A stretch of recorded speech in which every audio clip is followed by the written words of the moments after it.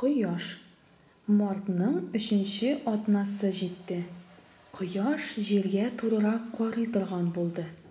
Ул терлекләргә таба борылды.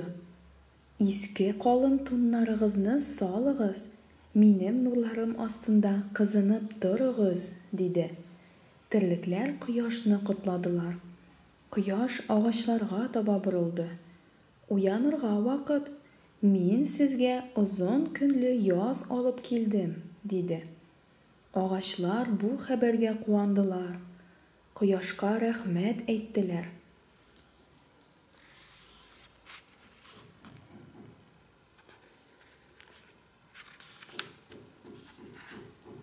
Аннары кояш үләннәрнең хәлен белде. Менә мин сезгә яз алып килдем. Ул сезгә яшел хәтфәдән күлмәкләр тегеп бирер, диде.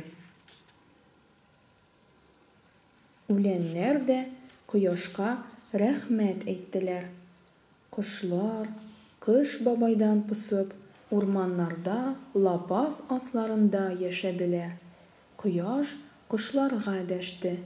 Сәлам сезгә, канатлы дусларым. Без сезгә яз белән бергәләп килдек.